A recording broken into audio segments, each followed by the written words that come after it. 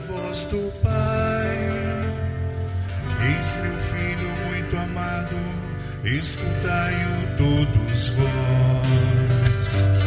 Aleluia, aleluia, aleluia, aleluia. O Senhor esteja convosco.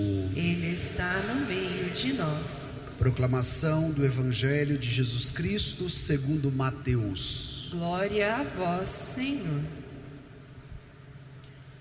Naquele tempo, Jesus veio da Galileia para o Rio Jordão, a fim de se encontrar com João e ser batizado por ele. Mas João protestou, dizendo: Eu preciso ser batizado por ti, e tu vens a mim? Jesus respondeu: Por enquanto deixa como está, porque nós devemos cumprir toda a justiça. E João concordou.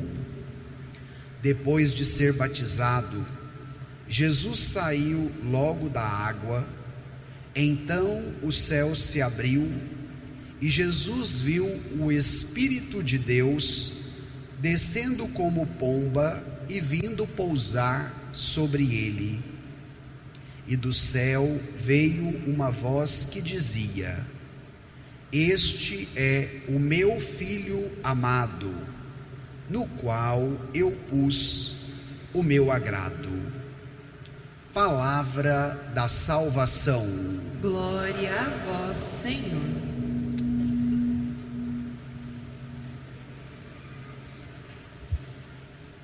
Eis o meu servo, nele se compraz minha alma.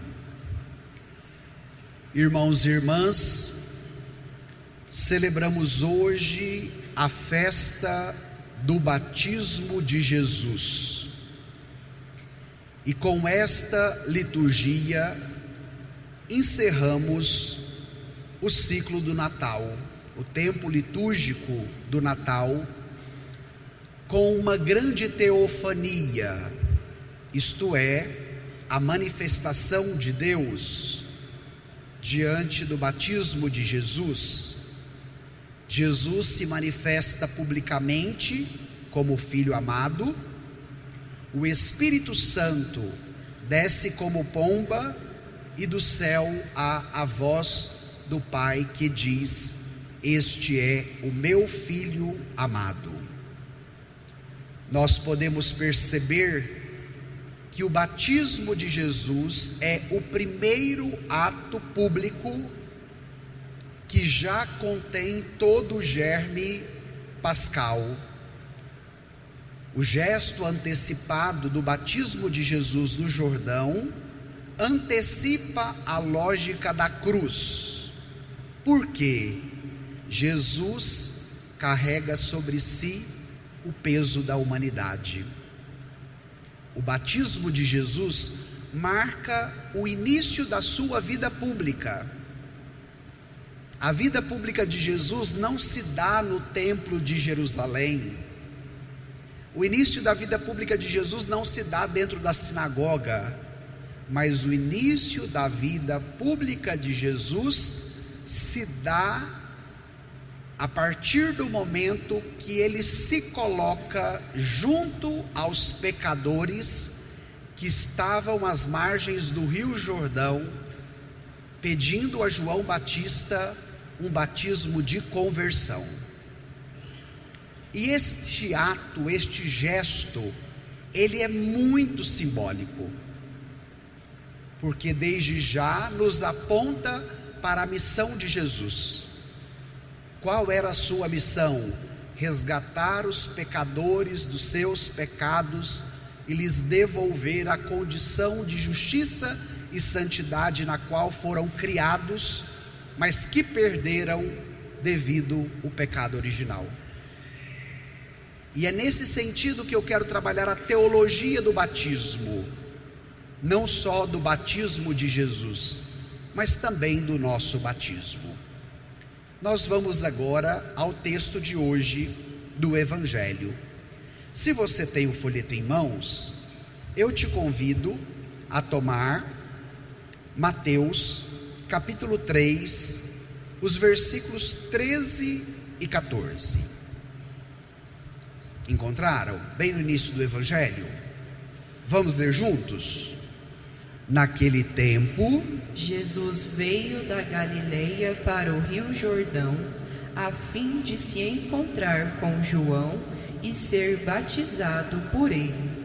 Mas João protestou, dizendo: Eu preciso ser batizado por ti, e tu vens a mim? Paremos aqui. João Batista veio como o último profeta do Antigo Testamento para preparar o caminho do Senhor.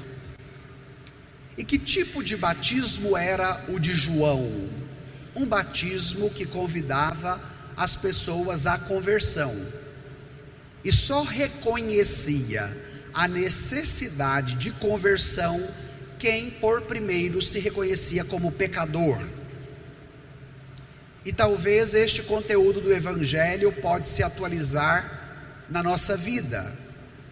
Hoje nós temos dificuldade de reconhecermos a necessidade de conversão para a nossa vida. E talvez esta dificuldade é em decorrência de nós acharmos que não pecamos, que não erramos. Porque quem pensa que não peca e que não erra, não vai ter a moção de iniciar um processo de conversão na vida.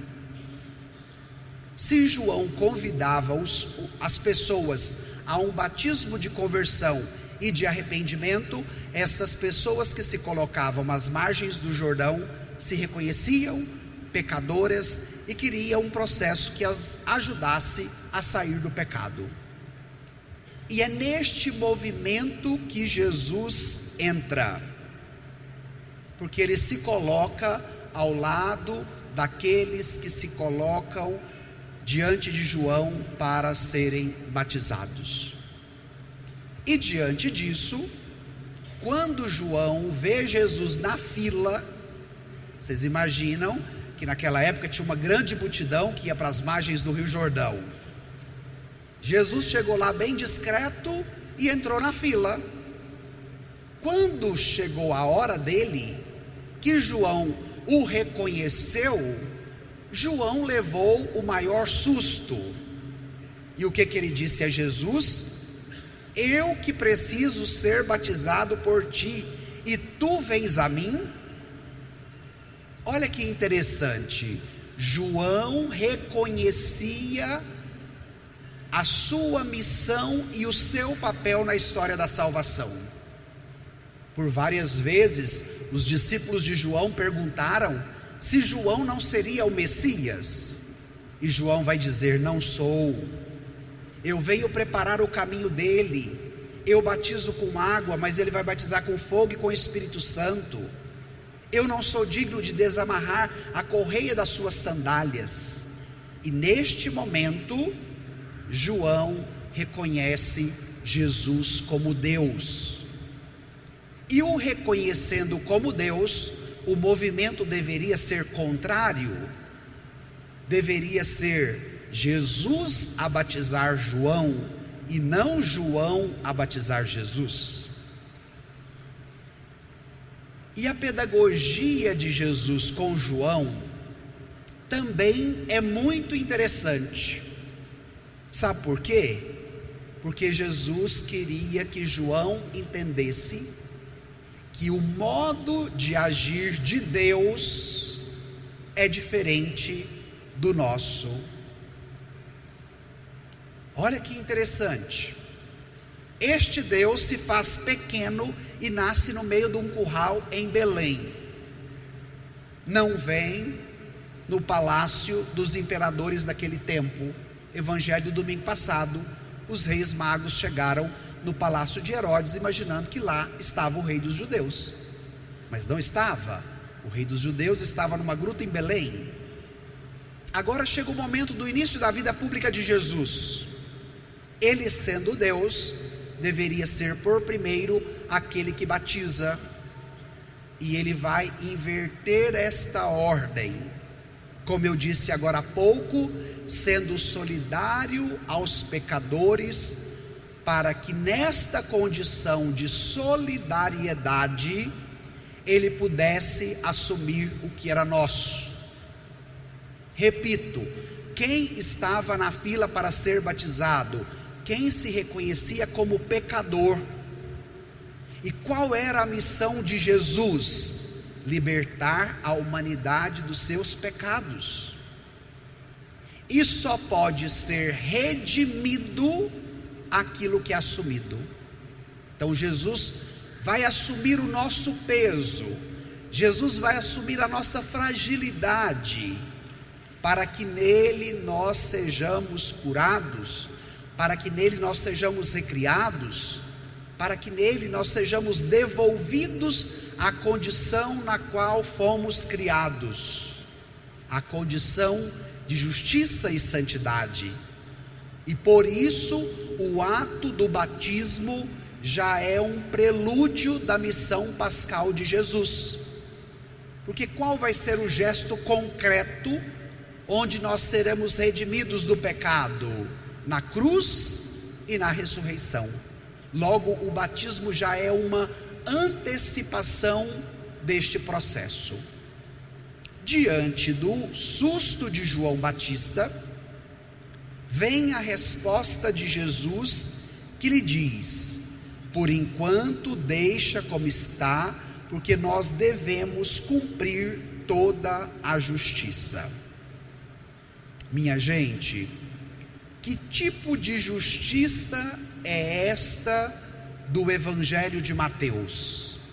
Não é uma justiça meramente do moralismo, da moralidade, mas a justiça que nos aponta o Evangelho é a fidelidade ao desígnio do Pai. Quem está orientando toda esta história de salvação da humanidade? O amor benevolente do Pai. E Jesus, na sua relação íntima e amorosa com o Pai, está disposto a fazer a vontade do Pai. E é nesse sentido que a justiça se cumpre. É uma fidelidade obediente à vontade do Pai. Por que eu quero tomar este conceito bíblico de justiça? Porque ele vale também para a nossa vida. É necessário, diante de uma sociedade tão injusta como a nossa, em vários aspectos, nós termos a capacidade não só da compreensão, mas também da vivência da justiça como abertura à vontade amorosa de Deus para a nossa vida.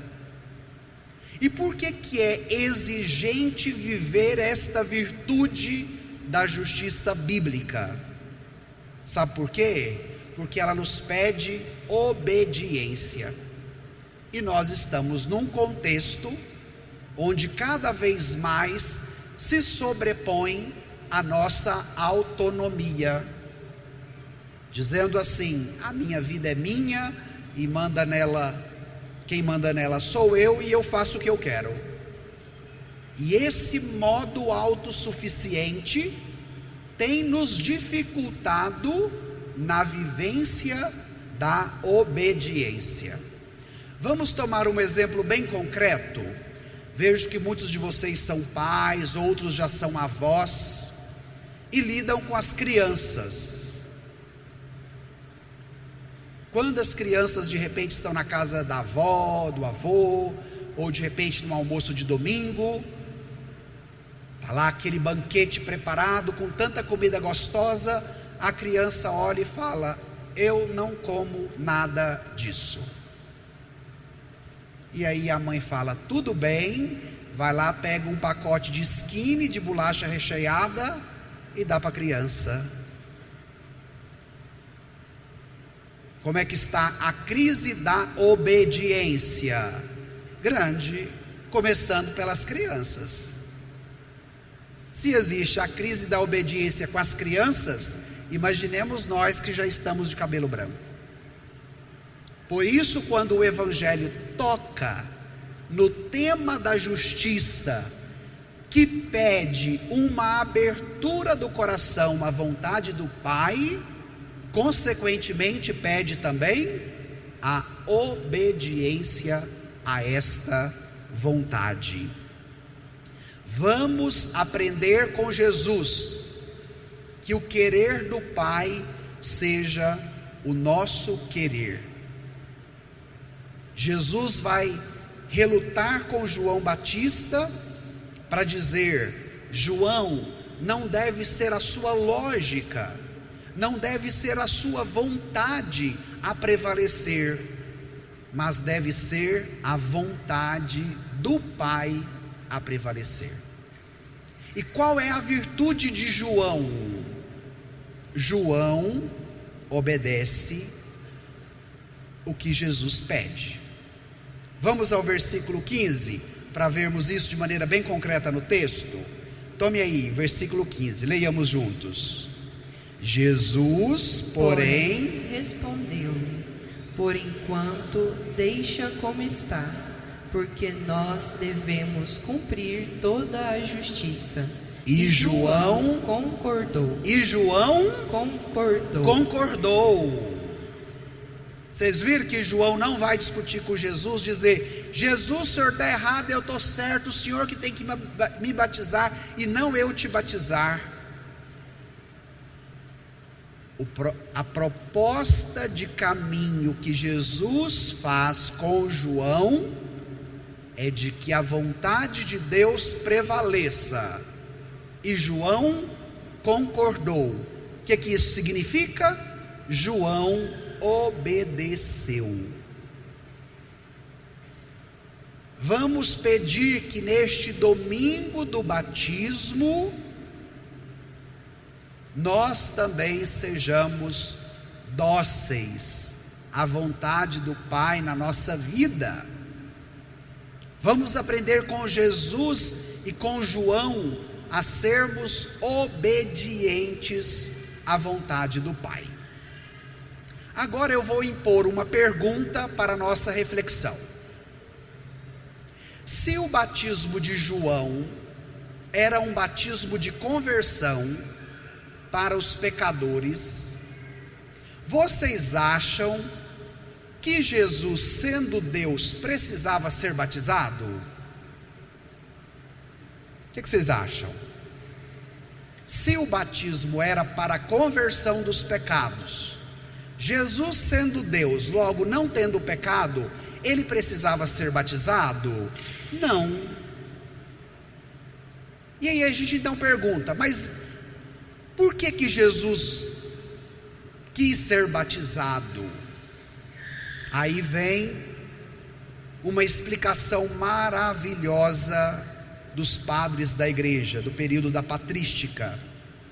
São Gregório Nazianzeno: Cristo desce às águas para santificar nas águas do Jordão todas as águas que nos purificariam dos nossos pecados. Minha gente, o batismo de Jesus não foi para ele, porque ele não precisava de batismo, mas o batismo de Jesus foi para nós, foi para purificar as águas nas quais nós seríamos batizados e seríamos também nós purificados dos nossos pecados. Olha que ato de solidariedade, que ato de amor, de fraternidade e de empatia tão forte da parte de Jesus para conosco. Repito, o batismo não era para ele, o batismo era para nós. Se um dia vocês tiverem a oportunidade de irem à Terra Santa, a Israel, lá a gente vive um gesto muito simbólico. Quando você visita o Rio Jordão, as margens do Rio Jordão, lugar onde a tradição diz que Jesus foi batizado, você também mergulha no rio e faz memória do dia do seu batismo no lugar onde Jesus foi batizado. Porque neste ato de solidariedade com a humanidade, as águas foram purificadas para que nelas nós também fôssemos purificados. Vamos agora ao texto para ver como é que aconteceu o batismo de Jesus. Tomemos os versículos 16 e 17, já no final do texto. Encontraram aí? Vamos ler juntos esses dois versículos? Depois de ser batizado, Jesus saiu logo da água. Então o céu se abriu e Jesus viu o Espírito de Deus descendo como pomba e vindo pousar sobre ele. E do céu veio uma voz que dizia: Este é o meu Filho amado, no qual eu pus o meu agrado. A partir do momento que Jesus é batizado, o que acontece no céu? O céu se abre. Até este momento da história, o céu estava fechado para nós.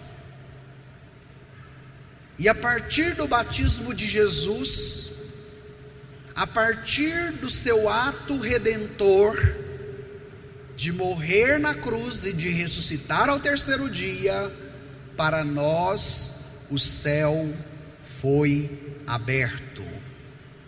Aquilo que nos impedia de chegar a Deus, a ruptura, o pecado, a distância, agora é rompida, porque em Cristo nós temos uma nova criação, e logo a humanidade é recriada, é restaurada para uma comunhão plena com Deus.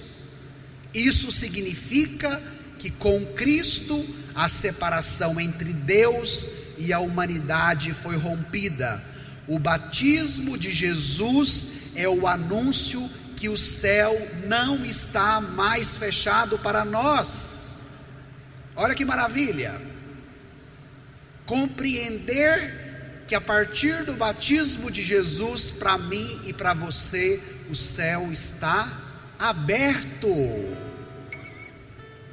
Então, todas as vezes que você estiver passando por grandes dificuldades e que ela estiver te pensando para baixo, só olhar para baixo, só reclamar e murmurar, olhe para o alto, olhe para o céu e repita o que o Evangelho está te dizendo: hoje para mim o céu está aberto. E o céu estando aberto, estabelece a comunicação entre Deus e a humanidade. O segundo sinal, a pomba, o sinal que representa o Espírito Santo, para dizer que o Espírito Santo não está somente sobre as águas, como estava no início da criação, mas agora o Espírito Santo também está sobre Jesus, e lhe concede a unção messiânica para que ele possa cumprir a missão que o Pai lhe confiou. A unção messiânica nos mostra que o Filho é publicamente consagrado para a sua missão. Jesus, Deus Filho, sendo batizado, o céu aberto, Deus Espírito Santo vindo no formato de pomba, e por fim, o terceiro ato, do céu uma voz que dizia. De quem que era esta voz, gente? Do Divino Pai Eterno.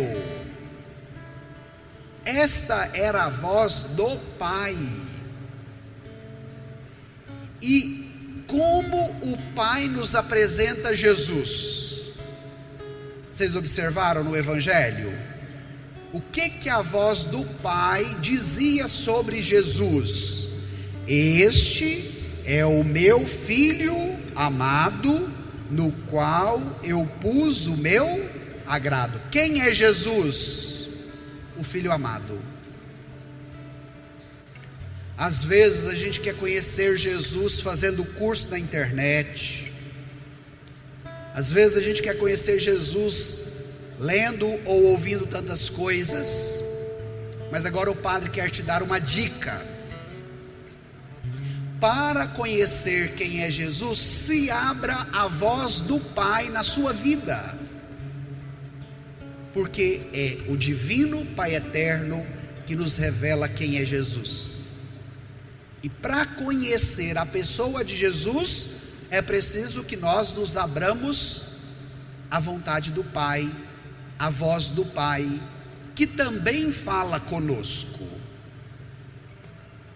A identidade de Jesus é apresentada no seu batismo. Sabe por quê? Porque este modo como o Pai nos apresenta Jesus refere sobre a missão cristã. Preste atenção, a missão cristã não começa com exigências do que você deve fazer, de qual código moral você deve seguir, mas a missão cristã começa com uma voz que diz: Tu és o meu Filho amado. E hoje nós estamos caindo num moralismo exacerbado, numa rotatividade religiosa tão grande, e numa escravidão de costumes religiosos que maltratam as pessoas, principalmente divulgadas pela internet.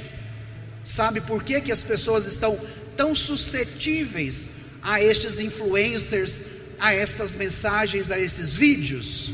Porque essas pessoas não estão se reconhecendo como filho, como filha amado, amada do divino Pai eterno. E aí a fé vai se tornando muito mais um peso, motivo de rosto fechado, de protocolos rígidos, de adereços religiosos que precisam ser colocados em todos, do que de fato se reconhecer como filho amado. Repito, a missão cristã não começa com exigências, mas com uma voz que diz: Tu és amado. Olha, minha gente, como isso é forte. E por que é importante nós reconhecermos esta pedagogia da ação de Deus em Jesus no batismo? Porque se você é batizado, qual é a sua dignidade? De filho amado, como Jesus é filho amado. E por perder esta capacidade de compreender o significado do nosso batismo, hoje repito para vocês com tristeza, tem celebrações de batismos que nós fazemos aqui na paróquia, que dá vontade de sair correndo, chorando de tanta tristeza, porque o batismo está se tornando muito mais um ato social ou um protocolo familiar dos vínculos afetivos à minha volta, do que de fato a consciência da dignidade de filho amado, de filha amada que o batismo me dá. Minha gente, nós sofremos muito na secretaria, porque de repente chega o pai e a mãe que estão em boa vontade para batizar a criança, mas escolheu como padrinho a cunhada que é espírita, o irmão que nem batizado é. E aí, quando nós vamos falar que a missão do padrinho é ajudar a criança a ser educada na fé, e se o padrinho não vive a fé, logo ele não está habilitado para ser padrinho. E aí, sabe o que o povo faz? Joga pedra em nós. Por quê? Porque hoje, como o batismo está perdendo o seu sentido, e como as pessoas não entendem o que é o batismo, e de repente até pedem a igreja, mas querem uma igreja que esteja disposta a fazer o que você quer, e não a vontade do Pai. E eu quero convidar vocês, neste domingo do batismo, a permitir com que esta teologia da palavra eduque o seu coração para duas coisas. Primeiro, para que você viva bem o seu batismo. E segundo, quando você tiver que levar uma criança para ser batizada, seja como pai, como mãe, como avô, como avó, como padrinho, madrinha, que você leve esta criança desejando para ela o que é do Pai e não o que é seu, porque é no batismo que a ação do Pai começa uma obra nova na vida de quem é batizado. E o que o batismo realiza em nós? A elevação da dignidade, da filiação divina, que nós não poderíamos chegar pelas nossas próprias forças. O Papa Francisco, quando chegava neste momento da celebração do batismo do Senhor, ele convidava as pessoas a recordar a data do seu batismo. Você sabe qual dia você foi batizado? De repente a gente sabe o dia do aniversário, o dia do casamento, não é? Fazemos até comemorações. Você se lembra qual o dia do seu batismo? Eu fui batizado no dia 5 de janeiro de 1985 pelo Padre Zezinho. Olha só, estou ficando velho, gente. E durante essa semana eu fui lá, busquei novamente o meu batistério, para fazer memória do dia do meu batismo. Por quê? Porque esse dia foi muito importante na minha vida. Sabe por quê?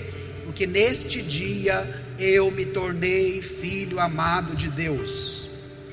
Neste dia eu me tornei cristão. Então, eu como padre nunca posso esquecer do 5 de janeiro de 1985, que foi o dia do meu batismo.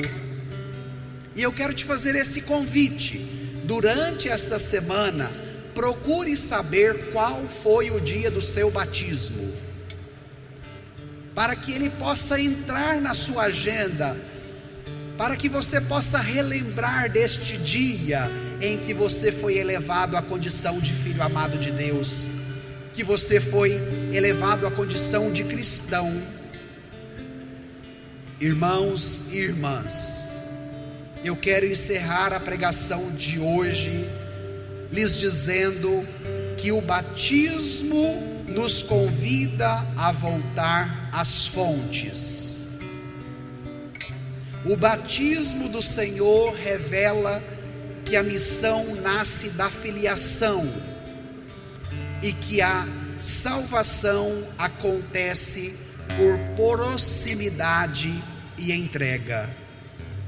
Deus nos ama antes de qualquer mérito.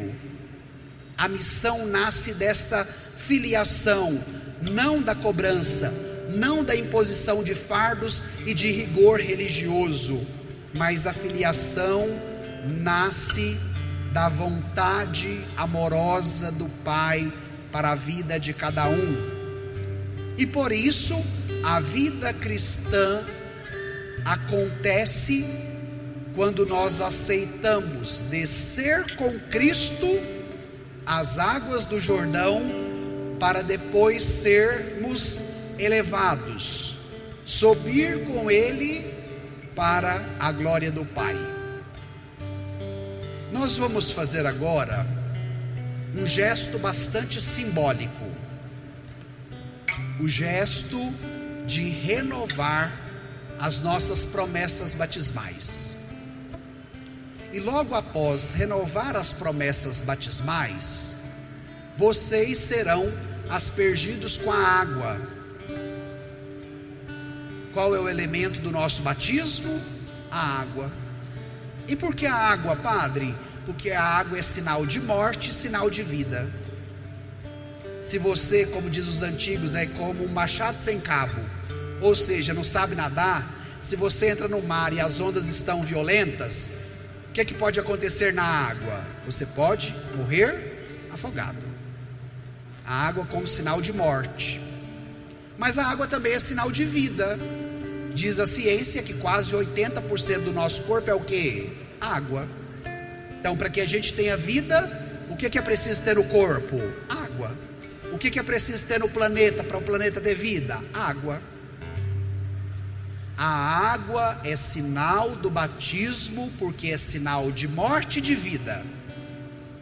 Morte porque nós morremos para a condição de pecado original.